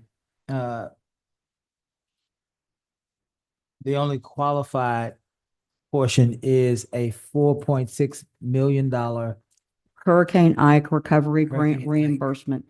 And we're not getting any issues from the Texas Department of Emergency Management or FEMA. There's no repayment. It's simply for the auditors. They needed documentation that we could not provide because we do not have those documents. Okay, so the reason it's unqualified is because we couldn't provide the documents because Correct. the company that was supposed to provide them to us did not provide them to us. Correct. Okay. Anything else about that audit that we need to know or that the public needs to know? Again, May 11th. May it'll be 11th presented? is the presentation. Okay, thank you. Jeff, Go ahead, quick Jeff. question. So on that unqualified part, I didn't pick up that part from the report. I picked up that we couldn't show how that amount had been spent No, so or allocated. It's a reimbursement, sir. So for the specific area where that's qualified, it directly relates to a receipt of funds, Yeah. i.e. the repayment for the money that we had spent on Ike, right? It does not, because that occurred during this fiscal year, that is the only piece that was reviewed. The expenses that occurred back in Ike were not under review, so there's no qualification on the expenses and whether those were done correctly, because those were from a audit, whenever the year, previous audit. Okay. And again, just to reiterate, this is not, it's not questioning whether it was done right. It's saying the reason it's qualified is they don't know because we can't provide the backup to cleanly show. Yeah. Okay. Right. They can't, I got what Yeah. you're saying. But crystallize this for us. Ike happened. This city responded to Ike, and in the response to Ike, expenditures were accumulated. Correct. And then from Ike until apparently this past year, we have been trying to We've been trying to get receive reimbursed. certain reimbursements. Correct. And this is in the audit. Ike is in the audit this year because last year we tried to realize a reimbursement that we did not have documentation for because whomever this organization is that was supposed to be producing this documentation for some reason did not share the documentation with us. Yes. And again, Okay. That's for correct. for FEMA and Texas Division of Emergency Management, they are satisfied, right? So there's no external issues associated with this. Okay. This is specifically a audit documentation issue. Okay. They don't feel that they can say that this number is correct. They can say we received that number, but they can't say that's the number we should have received because we can't provide that specific piece of documentation. Gotcha. There's not a question from any of the, like, are we going to need to return any money or any of those types of things? That's not what this. It's not what this is. It's specifically about a piece of missing documentation that we are unable to provide. Makes sense. Makes sense. Anyone else on 9-1? I pulled 9-3 because I wanted to speak a little bit about the police department. I wanted to ask Ms. Holly. I thought perhaps you and I had a conversation about the number of sworn officers that we either have, that we have slotted, and I wanted to, under the finance report, make sure that I'm having a good understanding of that. And so at some point we were at 52 officers. That's what the Am I still on council good ground, Gus? authorized. I'm on good ground. The council authorized 52. You see how he just blew me off? Gus just blew me off. Like, do whatever you want to do. But in that case, Gus, I'm kidding. I'm just I'm teasing you, Gus. I'm teasing. So we had 52 at some point, and then you reduced it to 45, right? Right. No. Okay. The police department on its own through attrition, that number came down to 42, and then Chief Franklin is trying to get it to 45 through his hirings. Chief Franklin? So here's my question. So because I want to get it straight again so that the community can get it straight. At some point we had 52, and then folks started to perhaps maybe find other jobs, or maybe they retired or whatever. They left the department. Correct. We went from 52 to 42. Correct. Right? And there is a proposal to end at 45. Correct. Correct. Okay. Which means that at some point we would have to hire people? Yes, sir. Okay. How many, here's my question, and I think maybe these two things are connected, but I want it, because here's what's gonna happen. Here's what may happen.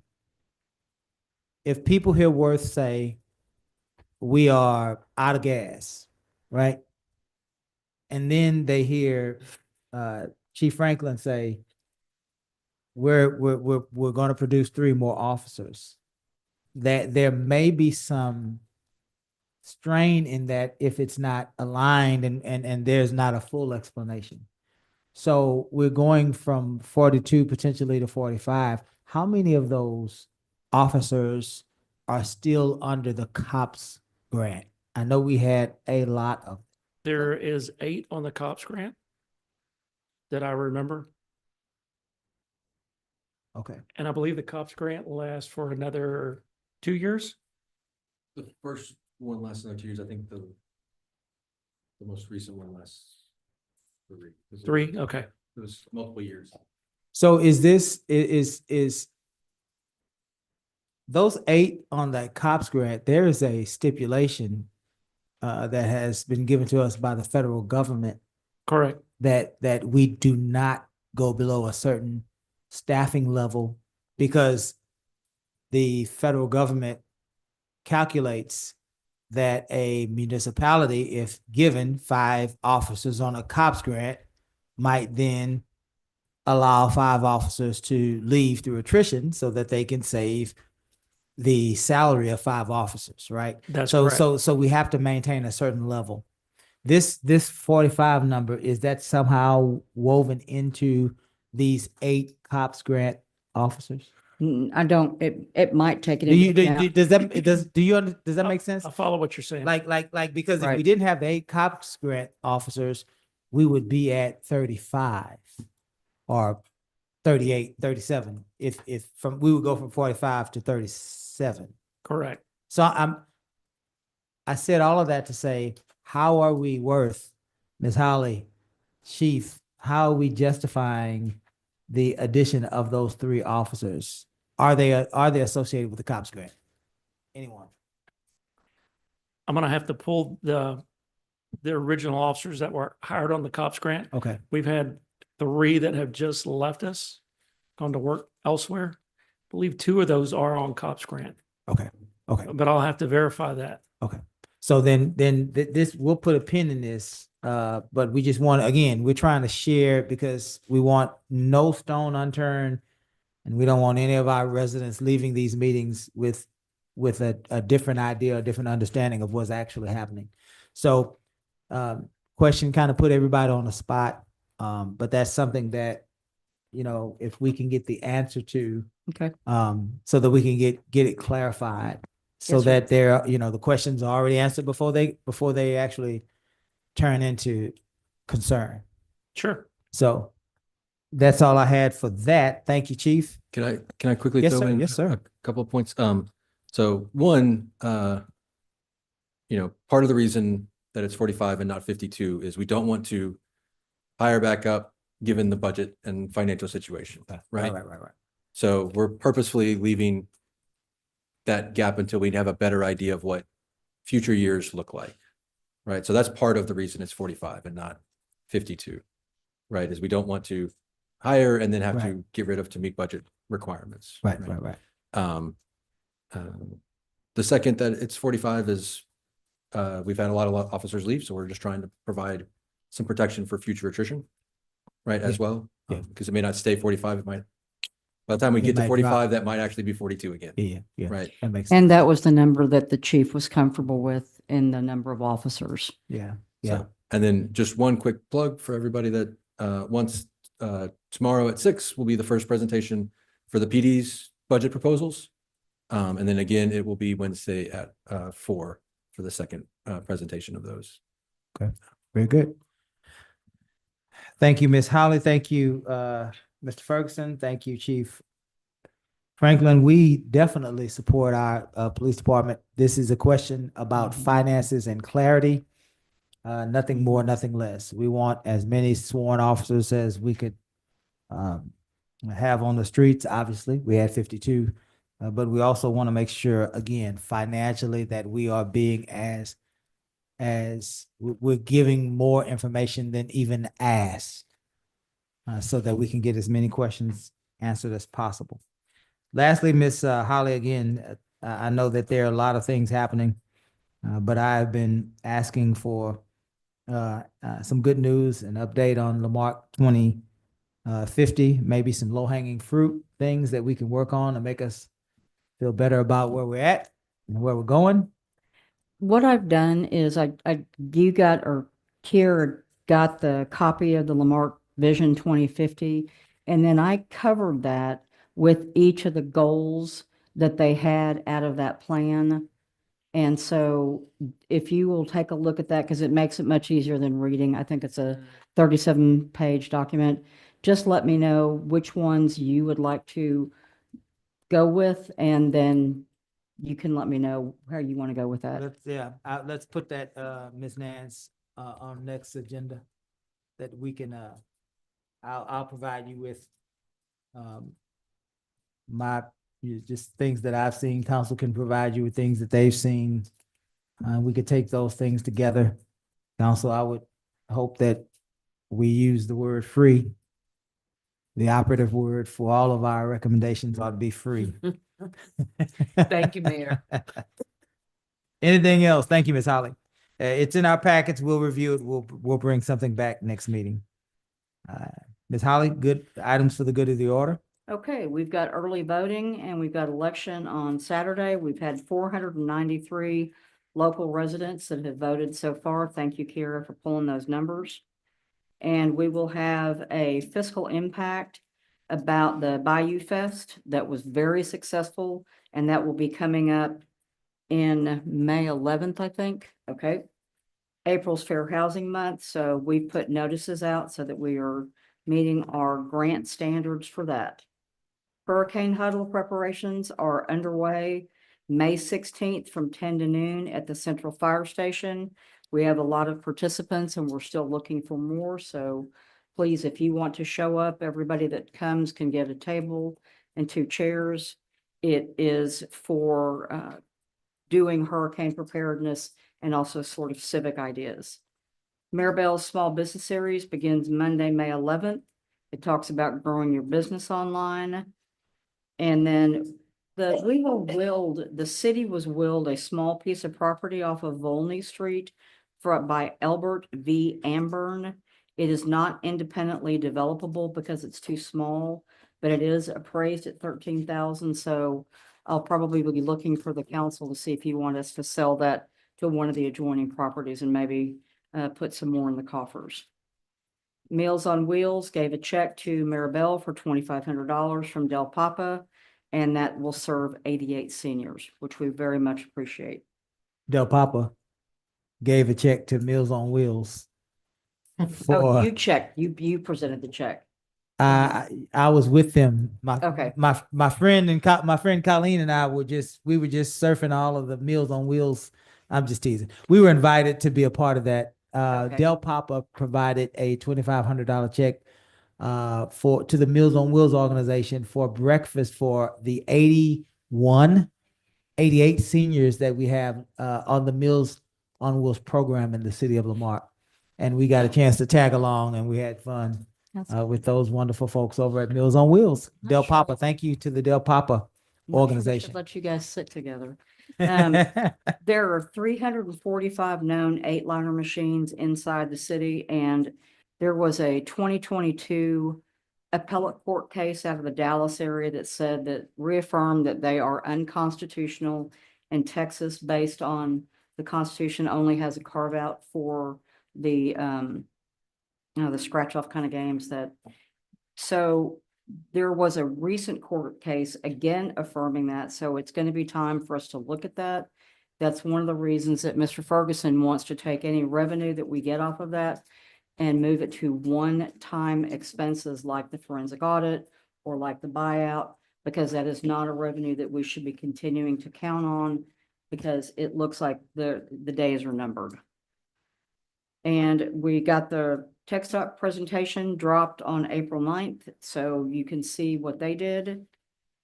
And we have Channel 16 improvements. We have a graphics refresh underway. And we are also meeting on the summer internship and the summer camp programs. And that concludes my report. Thank you, Ms. Holly. We are moving past item 10, item 11, now to item 12, requests and announcements. Mrs. Griffin. I want to take the time to thank Ms. Holly and Mayor Bell and Mayor Pro Tem for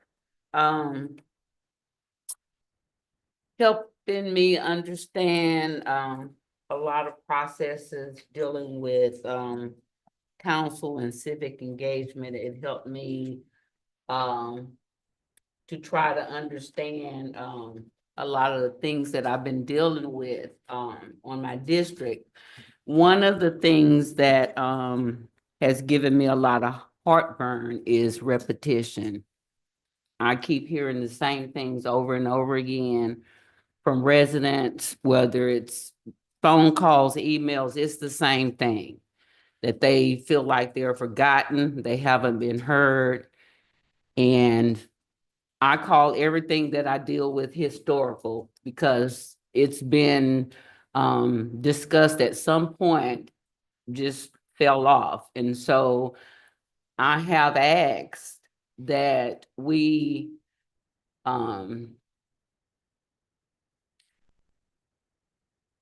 try to listen to our residents repeating the same stuff over and over again. And we as a council should recognize that, and we should come together to try to come up with solutions so that we can direct or guide our city manager. And one of my biggest concerns is request tracker. And the way that we communicate with residents. Those two are my biggest concerns. And we hear small updates, but given the amount of frustration that residents are feeling, we as a council, I feel, are not moving fast enough to address some of those concerns. And so Ms. Holly has shared with me some of the things that they're considering, and I know that we are in a crunch. Funding is tight, but with regards to the maintenance issues that residents have been complaining about, reporting, not getting feedback, I am requesting that we do more factual Fridays. As you spoke to earlier, Maribel, we want to make sure that we are keeping residents informed and that we are bringing them along with us through the process so that we're all understanding things collectively. And that's all I have right now. Thank you, Ms. Griffin. Mayor Pro Tem. I'll pick up on where Councilman Griffin, sometimes when I hear the issues with request tracker, I think about that. Is it a rhyme? The left bone connected to the right bone, that sort of thing, right? And that's the way I feel about request tracker is that, but the difference is it's who we have in administration, because we started off request tracker when at a time when the council persons would receive notice of the issue that's impacted in the, Mr. Councilmember Ross, you may remember that, right? That we got that notice, we were able to keep monitoring the situations. I have now started saying to people, listen, just let me know. And Ms. Holly, you've seen those emails I've sent to you and pictures and things of that nature. And because I just want to feel that people are being heard, right? And that's the number one objective that we have. Now, the second thing is, even if we can't afford to do something, that's right. That's the other part of this rhyme, the right bone connected. Maybe we can't do it normal ways, but what are some other options? I was talking to Mr. McConnell back there on that request for a road. In the old days, Councilmember Osteen remembers this. We would just get a caterpillar through there and lay down some oyster shell. And sometimes that's as simple just to begin the effort, right? A single home, a single driveway. So my mindset is there's simpler ways to do stuff rather than right here and now we need to find the money to put asphalt over a road. And at least in the case of this particular couple, they can proceed with finally relocating to Lamarck and building their forever home. So simplicity, I guess that's what I'm saying, simplicity. And any way that I can have a role in that, help you guys out. Just like I went out and I was showing Maribel the caution tape out at Saltgrass. Did that today. I'm going to do 3 more. They identified 3 more manholes. I would like to know what is causing the defects on the manholes. It's the manholes that are destabilizing the sidewalk.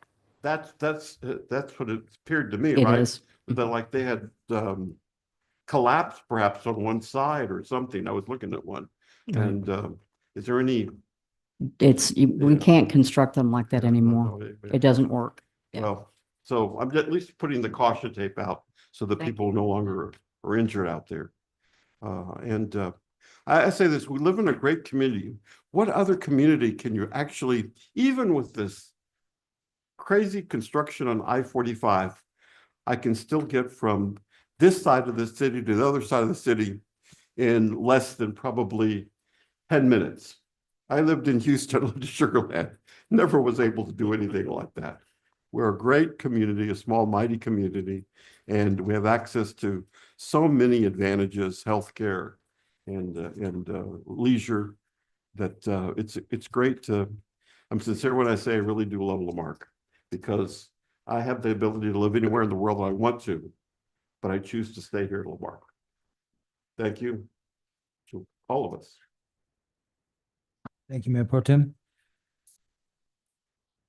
I wanted to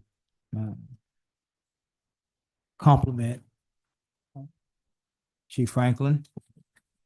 It sounds like feedback that we are getting from our law enforcement community that there is a lot of excitement and anticipation around the direction that our department is starting to head.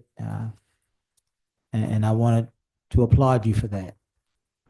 It's always good to have our law enforcement community feels certain alignment with leadership. That's the first step. Can't lead anybody if they aren't aligned and ready to follow. And the first 100 days or so of any administration is key. And it appears because of the lack of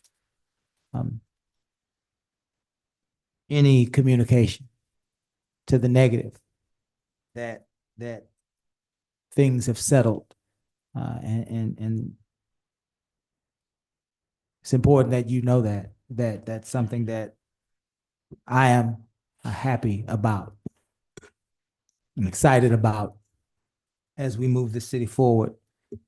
Ms. Holly, I would like at the next meeting a report on the Safe City Initiative. We usually get one every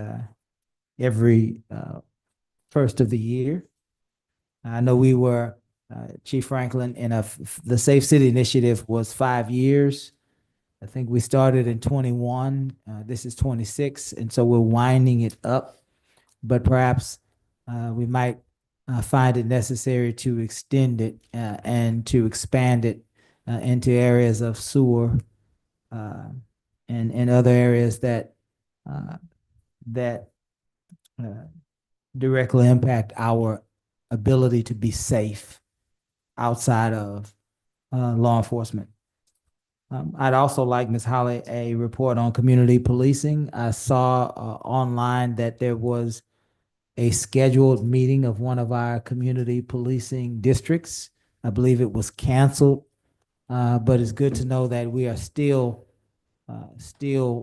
moving that community policing train forward. I've asked Ms. Holly, and I've spoken with her a little bit, as we have spoken with Mr. Ferguson a little bit. I think it's important that we realize that very shortly, around the corner even, we are going to realize at least, at minimum, a 20% reduction in our human resources and our ability to operate. Notice I put those together. That doesn't mean we're reducing 20% of our manpower. That means manpower and those resources we need to serve and to provide services for our community. I don't think that we are realizing how devastating that could possibly be to lose 20%. If I lost 20% of my hand, James, that would be a finger. And that would impair me in a way that would alarm me. And yet we are in May, moving into May, and Ms. Holly has been saying this, Mr. Ferguson has been saying this for quite some time, and I don't want us to be asleep. A 20% reduction in our budget means that there will definitely be a reduction in services The world knows that we had 52 officers at one point, and now we only have 42 with no plans on reaching 52. There will be changes in our fire department. There will be changes in our public works department. There will be changes in every aspect of our service. And those changes are going to hurt, and they will impact our community in ways that we are not prepared for. Having said that, Ms. Holly, Mr. Ferguson, I think that the council needs to start a conversation officially on the dais about what these scenarios might bring before we get to a place that we have to vote and subsequently endure the consequence of a frustrated electorate. Soon as we can get these conversations started, the better. Again, as mayor of the city, I am suggesting to you that we will be fine. We have endured worse. This community is strong enough to endure what we are embarking upon in this season of this city's existence. But we have to make cuts in order to heal our financial situation and move forward in an even better way. We solicit your prayers, your love, your light, your wisdom, your understanding, and your recommendations as a community, knowing that there will be difficult days ahead. It's 8:30, Ms. Nance. I suspect that you want to go home. And your friend over here, Ms. Griffin, is calling on the name of the Lord. I am Lord, the mighty. watch I pray this prayer. Lord, would you please allow one of your children to motion adjournment? Sure. And then, Lord, would you please allow for your son, Mayor Pro Tem, to second that adjournment? And then would you please allow for your third? All in favor? Aye. We stand adjourned.